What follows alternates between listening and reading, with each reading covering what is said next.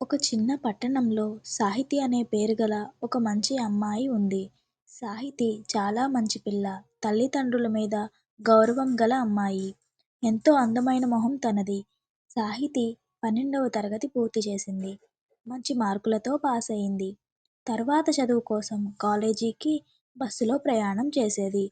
అలా ప్రతిరోజు కాలేజీకి వెళ్ళి చదువుకునేది. అలా కొన్ని రోజులు గడిచాయి. ఒకరోజు కాలేజీకి బస్సులో ప్రయాణం చేస్తుండగా బస్సులో ఒక అబ్బాయి విహాన్ సాహితీ వైపు చూస్తూ ఉన్నాడు. విహాన్ సాహితీని చూస్తున్నట్లు సాహితీకి తెలియదు. తను రోజు తన పని చేసుకుంటూ ఉండేది.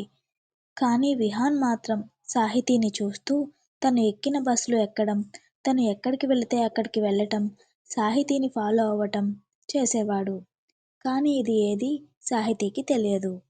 ఒకరోజు సాహితీ కూర్చునే బస్ సీటుపై చిన్న కాగితం చూసింది. ఏంటిదిది అని అనుకుంది. ఆ కాగితం విహాన్ అక్కడ పెట్టాడు. సాహితీ దాన్ని తీసి చూసింది. అందులో ఇలా రాసి ఉంది. నీ నవ్వు చాలా అందంగా ఉంటుంది అని. దానిని చదివిన సాహితీ తన నవ్వును ఆపుకోలేకపోయింది. కానీ మనసులో ఒక డౌట్ స్టార్ట్ అయింది. ఇది ఎవరు రాశారా అని. అలాగే నా ప్లేస్‌లో ఈ కాగితం ఎందుకు ఉంది అని ఆలోచించింది. అంతలో కాలేజీ వచ్చింది. ఆ కాగితాన్ని తన పుస్తకంలో పెట్టుకొని క్లాస్‌కి వెళ్ళింది.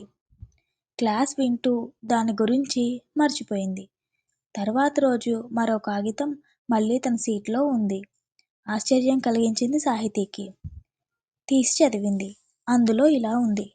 ఈ ప్రపంచంలో మంచి మనసు ఉన్నవాళ్ళు చాలా అరుదు.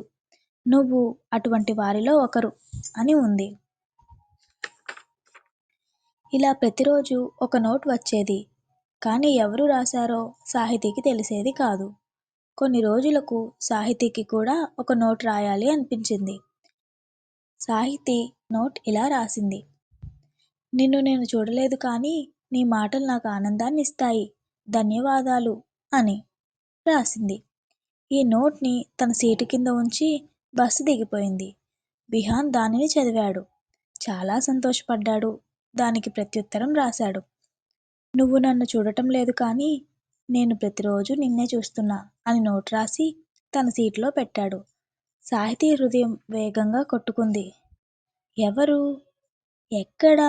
ఎలా? అనే ప్రశ్నలు తన మనసులో మెదిలాయి. సాహితీకి తెలియదు. కానీ ఆమె హృదయం అతన్ని నమ్మింది. తర్వాతి రోజు సాహితీ బస్ దిగుతుండగా విహాన్ అడ్డంగా నిలబడ్డాడు. చేతిలో ఒక నోట్‌తో. ఆ నోట్ సాహితీకి ఇచ్చాడు. ఇచ్చి నెమ్మదిగా ఇలా అన్నాడు. ఇదే చివరి నోట్. చదువుకో అన్నాడు. సాహితీకి కొంచెం కంగారు వచ్చింది. కొంచెం సేపు గుండె భారంగా కొట్టుకున్నట్లు అనిపించింది. సాహితీ నోట్ తీసి చదివింది. అందులో ఇలా ఉంది. ఇప్పటి నుండి కాగితం మీద కాదు నేరుగా నీ హృదయంలో నా మాటలు ఉండాలి అని. సాహితీ ఆశ్చర్యంతో అతన్ని చూసింది. విహాన్ నవ్వుతూ అడిగాడు. మనం కలిసి మొదటి మాట మాట్లాడుకుందామా అని. సాహితీ కూడా నవ్వేసింది. అప్పుడు సాహితీ ఇలా అంది. ఒక మాట కాదు జీవితాంతం మాట్లాడుకుందాం అని. అప్పటి నుండి వాళ్ళ ప్రేమ మంచిగా కొనసాగింది. ఈ కథలో సందేశం ఏమిటంటే కొన్నిసార్లు ప్రేమ మాటలతో మొదలవదు. ఒక చిన్న జ్ఞాపకం, ఒక చిన్న సందేశం మనసులను దగ్గర చేస్తుంది. మీకు ఈ కథ నచ్చినట్లయితే ప్లీజ్ లైక్ చేయండి, షేర్ చేయండి అండ్ మన ఛానల్ని సబ్స్క్రైబ్ చేసుకోండి. Thank you.